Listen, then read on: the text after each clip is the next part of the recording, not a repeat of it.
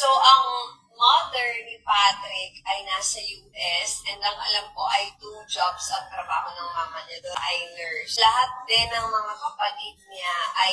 Bakit walang ambag? Ganyan na patanong ang madla matapos isiwalat ni Meiko Montefalco ang negosyo ng pamilya ng kanyang mister na si Patrick. Sa mga kwento nga ni Meiko sa social media, lumalabas rito na financially nakadepende sa kanya ang asawa na si Patrick.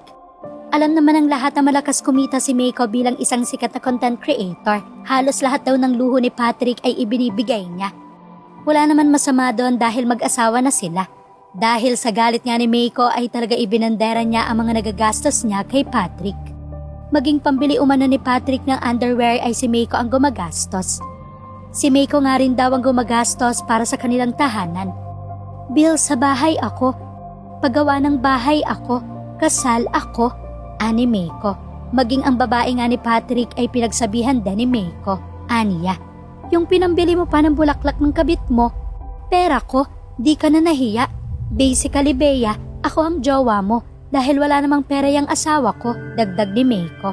Talaga nga namang kay Meiko pa rin kumukuha ng funds si Patrick ng kanyang ginagamit sa pambababae niya. Ngayon naman ay maging negosyo ng pamilya ni Patrick ay isiniwalat na rin ni Meiko. Ano nga ba ito? Binalikan nga ng mga netizens ang sinabi noon ni Meiko na trabaho o business ng pamilya nito ni Patrick.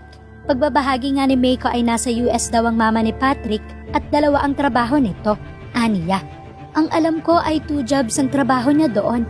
Ang isa ay nurse, I'm not sure kung ano yung isa. Lahat din daw na kapatid ni Patrick ay nasa US na. Si Patrick na lang daw ang nandito sa Pilipinas dahil nga nabuntis niya si Meiko. Tanging ang kanilang papa lang ang nandito sa Pilipinas na nagpapatakbo ng tracking business nila. Kay Meiko nga rin ang galing na si Patrick ay katulong ng kanyang papa sa kanilang business. Si Patrick daw ang gumagawa ng mga biyahe ng kanilang mga trucks. At kung magkano na ang mga kokolektahin galing sa mga biyahe, komento nga ng madla. Palamunin nga kasi mayaman pala. Hindi naman porket may pera yung parents ng isang tao, mapera na rin yung mga anak. Ang yaman ng magulang at kamag-anak ay di mo yaman. May kaya naman pala pero wala man lang ambag.